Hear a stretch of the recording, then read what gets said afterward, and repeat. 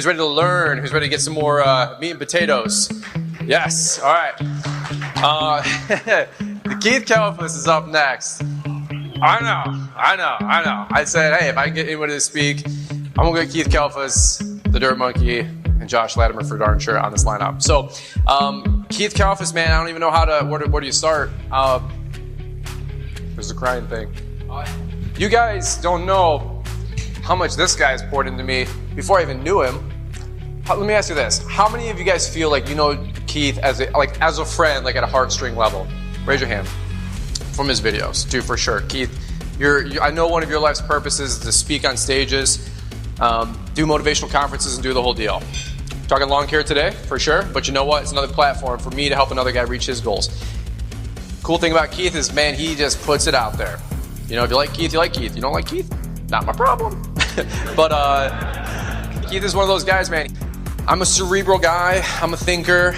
I'm also a heartstrings guy. And every time I watch a Keith Kalfas video, just hits you right in the gut.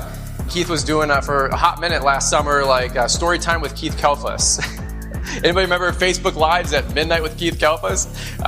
I get my oh yes. I swipe up, and Keith Kalfas is like, today from Think and Grow Rich, Chapter 1. I'm like, what am I doing? And then Liz goes, is that Keith? I go, yeah. She's like, story time with Keith? I go, story time with Keith. So Keith, we love your story times. We love everything you're doing. Here's a really cool thing. Straight up, this whole conference is a derivative of what Keith's doing. Because I went to his event last year, I got a vision, I knew I was going to pull it together in 18 months. It came a lot quicker than I thought. My whole training website, my whole training company, everything that we have access to, the programs are like the most nominally priced things, literally, believe it or not. Everything that I got from that is because this man spent 2 days alone. I just trapped him. I'm like, I need you to teach me everything you know.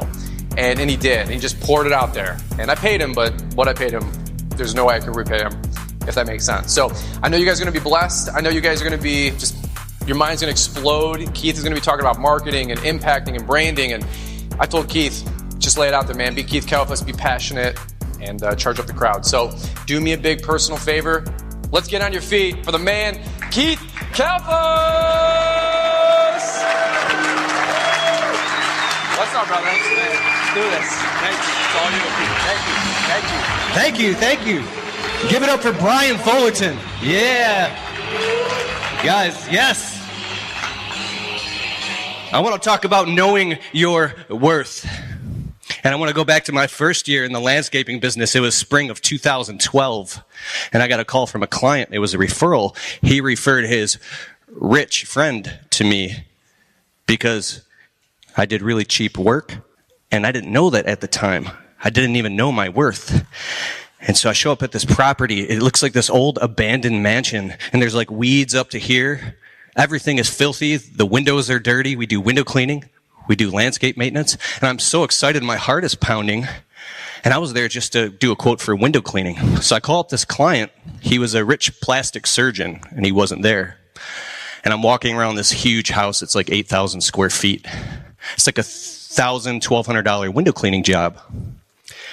I'm like, I'll do all your windows for like, I could save you some money. I'll do it for like $200. And he's on the phone. He's this Greek guy. He's like, do it. And I'm like, oh, I didn't send you an invoice yet. I didn't know what I was getting myself into. So then I'm like, I do landscaping too. Like your whole property, like what's going on here? This place looks abandoned. Like I can pull the weeds. I can trim some stuff. How much? I'm like, I walk around the property. Now there's easily, I'm not kidding you, like 20 grand in work. Massive property, goes down to a forest. I'm just looking at the stuff around the house, right? I was scared out of my wits just getting started. I didn't know what I was getting myself into, and I didn't know my worth. So I walk around, and I'm like, well, I can trim the bushes and pull some weeds for like $200. He goes, do it. I'm like, dude, I didn't even send you an invoice yet. What's going on here? But I was so excited. My heart was pounding because now I was getting work. When you're scared and your bills are due, when you have an eviction notice and you don't have anybody to help you. I didn't have the YouTube stuff back then like we do now. And I'm angry at that because all those years spent. But anyways, I show up to his property literally that Wednesday. He's like putting the pressure on me. So I'm so happy. We're trimming the bushes and pulling the weeds or cleaning the windows. And I literally wasn't even charging enough for taxes or insurance or anything like that. I was charging $15 an hour. So after that, I was like making like $5 an hour. And then I meet the guy. Like this guy's, I find out that over the next year that the guy's actually a billionaire. And he's standing over me, and I'm so happy giving him an invoice. And he looks at this little tiny weed out past the driveway, straight up by the mailbox. He goes, "What the hell is that?"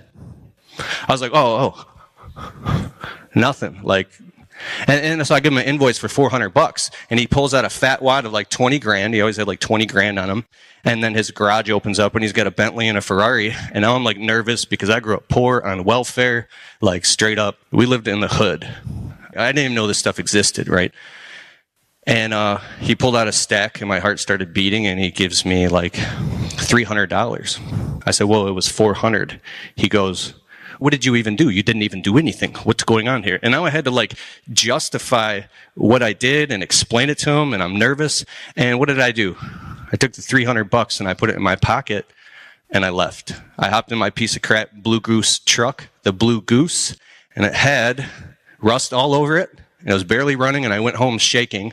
And well, actually, I went to another job and worked till dark and came home. And that happened again and again, but the guy kept loading me with so much work. He wanted more and more and more. There was these trees, I was like, some spruce trees. I was like, they're hanging low, man. I can trim the branches for you. There was literally 10 grand in tree work on this guy's property. He goes, "How much?" I'm like, "Well, let me look around." "Do it. Just do it."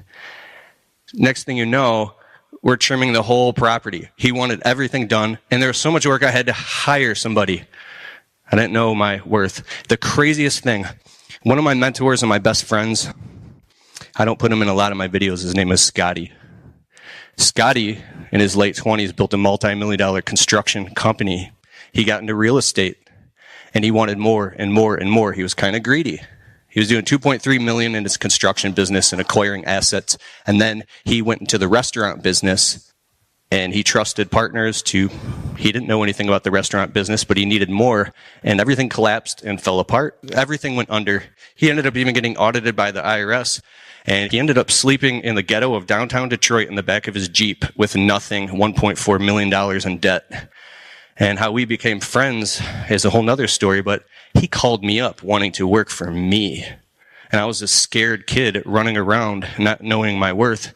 And he wanted like $15 an hour. I was like, "Dude, I can only pay you like 10 cash.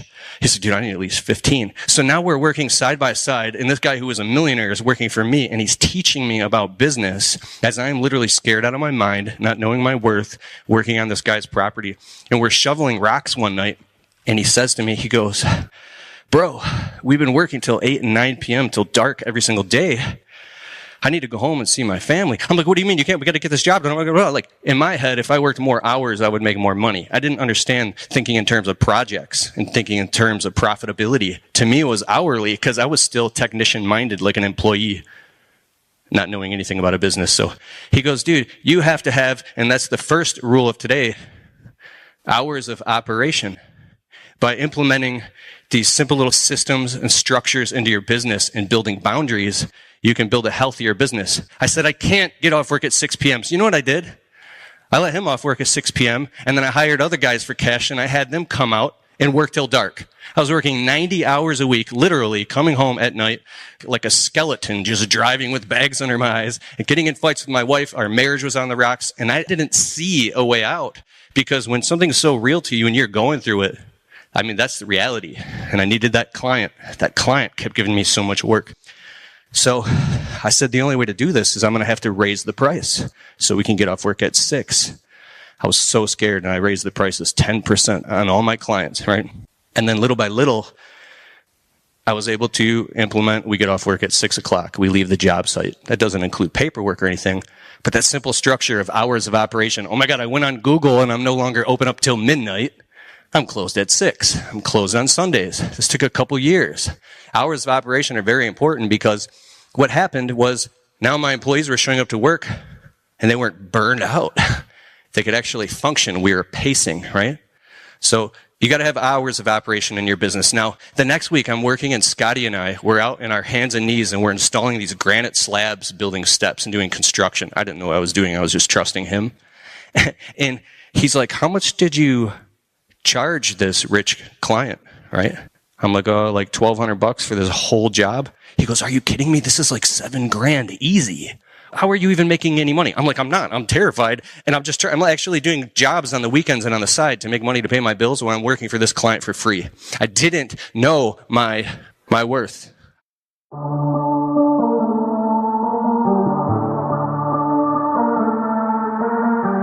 If you're sick of wearing multiple different hats, and you really need a CRM software to run your business on, look no further than Jobber. Jobber now uses the power of AI. It not only does the billing, invoicing, payment collection, follow up with your customers, ask them for positive 5-star reviews automatically after you've left the job, but it also collects tips from the customers if they want to leave a tip. You just turn on the button, ask customer for tip, and I'm getting like $160, $250. I even had a customer leave a $600 tip with Jobber tips. And with Jobber payments, it automatically gets put into your business checking account. Here's the cool part. Jobber's virtual receptionist is insane. It's an AI receptionist that answers the phone and talks to your customers like a real virtual person, takes down all their information, books a quote, whatever you need. This is the future.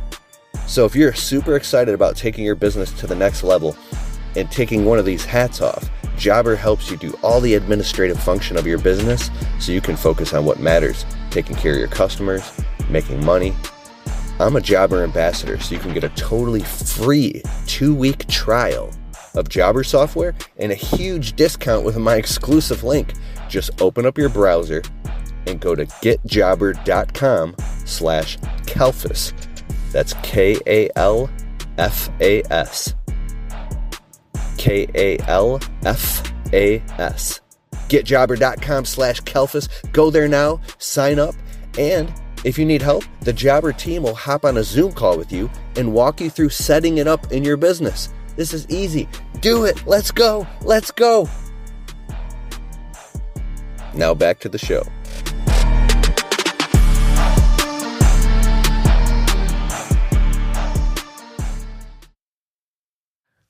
I didn't know my worth. It doesn't matter how hard you work or what you do, or you can run around in circles chasing your tail, but if you don't know your worth, it's never going to happen. Nothing is going to change. And I overheard one time that this client referred to me as a kid. And I really thought about that. It hurt me. I was mad. I was angry because there was truth in it. And I said, oh my God, I do. I perceive myself as a kid, and I act like a kid in his presence. And I started going to work on that and perceiving myself as a man and a man of business who stands his ground. And it was a long, long time. But anyways, back to Scotty and I were digging. He's like, wait a second. You're only charging that much? Are you paying taxes? I'm like, taxes? No. I'm cashing checks into my personal account. I can't afford to pay taxes. He's like, dude, if you don't pay taxes, the IRS will take everything that you have, bro. Like, you don't understand. I'm like, I can't. I literally can't afford to pay. I would go into this like victim cycle because I didn't see a way out. He told me about the 30% rule, which is the next thing I want you to write down. He said, bro, this will make you or break you in business in ups and downs in all times. 30% of all gross income gets set aside in a special business savings account specifically for taxes. That seemed impossible to me. But when he told me the nightmare story of what happened to him, this guy scared the crap out of me to the point where I think it actually hurt me because I had a friend who was a mentor who had recently just experienced everybody's business nightmare. It was a blessing in disguise. So I instantly raised the prices 30% on all clients. And the funniest thing happened. I only lost like a couple clients. Most of them didn't even flinch. I realized then I started waking up that my prices were so low that I was like literally the crackhead in a pickup truck running around. I realized I was that guy. And what happened was I went out and I got legit immediately, backdated, paid the taxes, had a bunch of write-offs. It wasn't even that bad. And then ever since then had the 30% rule implemented in my business. Now during tax time and quarterly taxes, you just write a check, you pay it. It's not even there. That's what it's there for because it's a non-negotiable. You never get your shoulds. You only get your musts when it's a non-negotiable. So the next thing that I learned is, I'll say the client's name, but I won't say anything else. His name was, and one time we were standing out in his driveway. I'm like, dude, that watch is insane. I'm like, he goes, how much you think this watch cost? I'm like, I don't know, like $6,000. He's like, 500,000. I'm like, get out of here. He showed me the receipt. It was $500,000. I'm like, why would you spend 500 grand on the watch? He's like, because this is exclusive. You cannot get this watch. I was like, okay. So I'm out here working, pulling this dude's weeds, and now I got a $2,000 invoice for a $3,000 job. We pulled all the weeds in the garden beds. We put down 17 yards of mulch. And now I'm having pep talks. I'm thinking about this. I'm calling my other friends that are business owners. I'm learning what my worth is. And I'm like, dude, I know when I go to collect the invoice, he's going to talk me down. I just know it. I know it. And I was so afraid of this dude, because when you need money and you're in neediness, you might violate your life's code and just take whatever is given to you. So I did the pep talk. I stood in front of him. I gave him the invoice for $2,000. And I maintained my composure this time. I was no longer a kid. He pulls a stack out of his pocket, $20,000, and he says, looks at the invoice. He goes, gives me $1,500. I go, it's $2,000. He goes, no, $1,500. Take it and go. I go, no, it's $2,000. We did this, we did this, we did this, we did this. I have all the line items right here. This is exactly what we did. We agreed on $2,000. I need to get paid $2,000 right now. And he could feel in that moment, even though I was maybe like a peon to him, that he could feel that I was ready to walk. And then he was like, okay. He peeled off $2,000 and gave me $2,000 cash. I put it in my pocket and I maintained my composure. And I was like, what up, though? What up, though? What up, though? I realized my worth that day. I literally came home and you ever do that? I went in front of my wife and I put $2,000 down and I was like, look what I made today.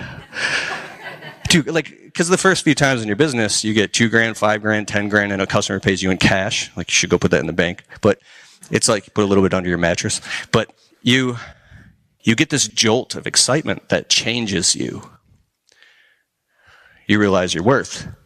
I started going out and getting these little tiny jackpot jobs, we call them. We could do a job in 2-3 hours. I make $500. So I kept going back to that client's property and kept raising the prices. But I was working with Scotty one day, my mentor, and I was like, what the hell is going on here? Now I got 3 guys working. We're at this guy's property twice a week, and I'm not making any profit because we're driving 3 cities across town to go where the money's at. I'm picking up the neighbors now. I was so excited. I'm like, dude, I'm going to get this neighbor. I'm going to get this one. I'm going to lock down this whole cul-de-sac. It's going to be mine. That was my goal. And I started to do that. And I was like, oh my God, we're sitting in traffic an hour each way. Then I learned about the service area. So write that down. Be very intentional about having a service area in your business, a radius. Draw a map. Mine is 7 miles. Here's why. Depending on what your average ticket price is, ours is about $1,000 a job. If you do like a $20,000, $50,000 roof jobs, whatever it is, you can afford to travel multiple cities away, sleep in hotel rooms, whatever you're doing. Depending on your route density, you got to do the numbers for yourself, but I couldn't afford to do that. So I started raising the prices on the customers that were outside the service area incrementally without however far they were. It was so hard to do. When customers dropped and they said, hey, last year it was $1,000 to do all this, so why is it $1,200, $1,400? And if you have a reason why and you believe it in your heart and you know your worth, you know your what? You know your what? If you believe it in your heart, they'll feel it and you'll get it. And you'll start to get it more and more and more. This is all about expand the top as you dissolve the bottom. Expand the center of your service area as you dissolve what's on the outsides.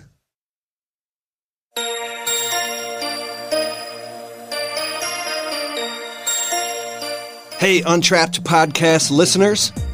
You transform properties, but consistent clients can be tough. How do you get more eyes on your amazing outdoor services? Footbridge Media specializes in helping contractors like you dominate your local market online. They build professional, optimized websites that convert visitors into leads, handling everything from design and SEO to review management. Stop being trapped by a lack of leads. Grow your home service business with a strong online presence today. Visit footbridgemedia.com/Keith and go there now.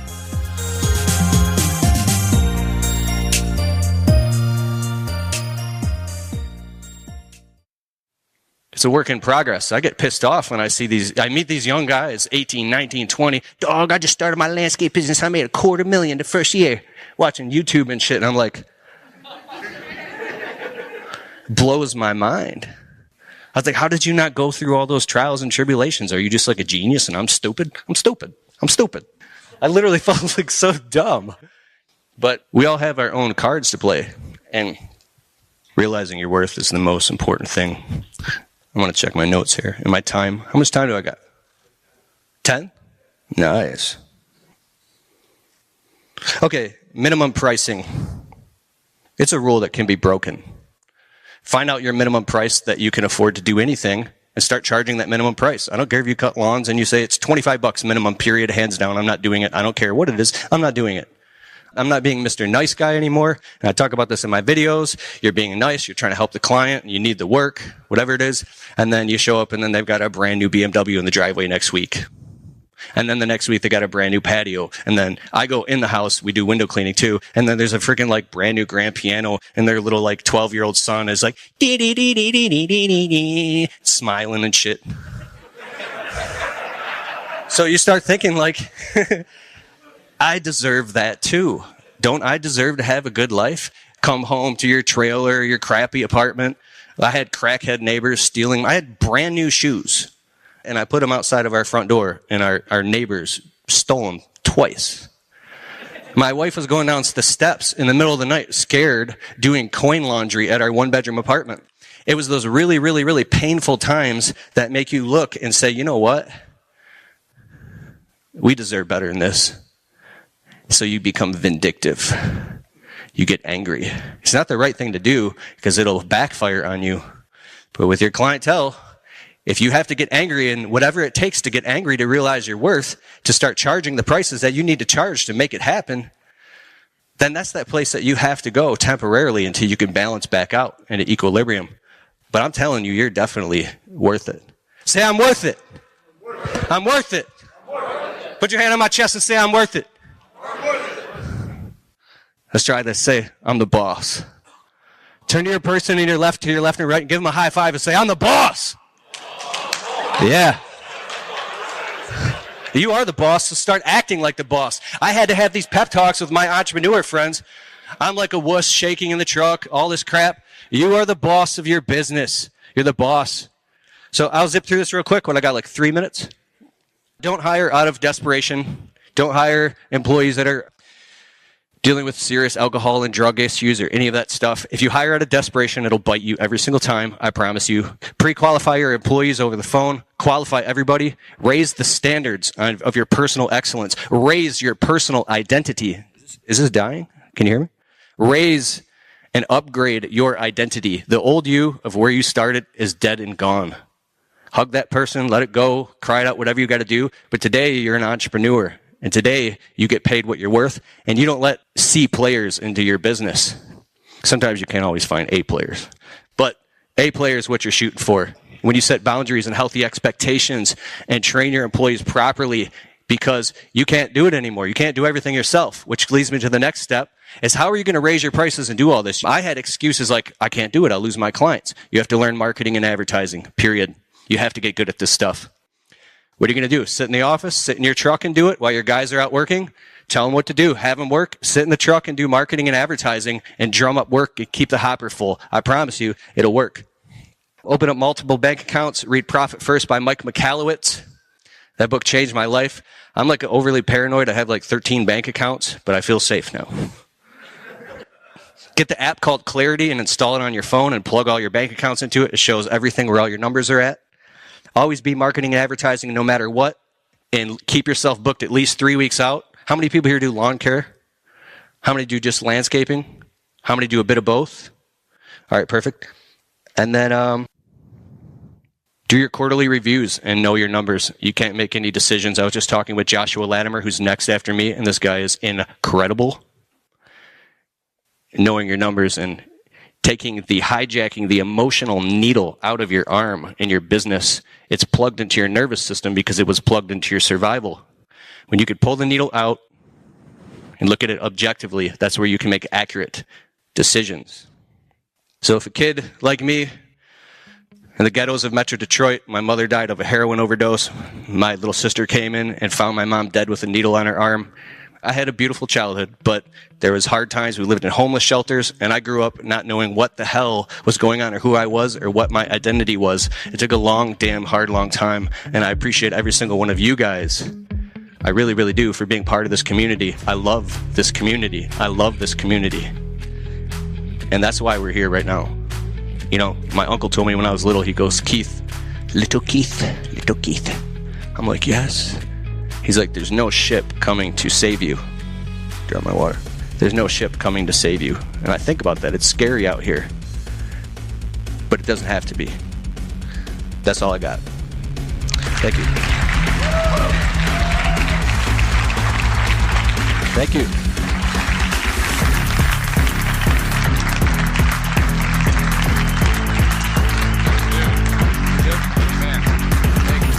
Come on, Keith Kalfas, one more time. Give it up.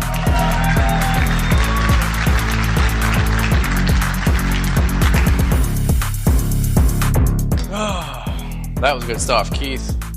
Appreciate you big time. I'm not going to add to it, but actually I did want to say something. There's a quote, a poem, I should say, back in the day that I read, and it really stuck with me. It was, I bargained with life for a penny, and life would pay no more. However, I counted my blessings when I closed my scanty store. For life is a just employer, pays you what you ask. But once you set the wages, you must bear the task. I worked for a meal's hire, only to learn dismayed that any wage of life I would have asked, life would have willingly paid. Anybody ever hear that poem?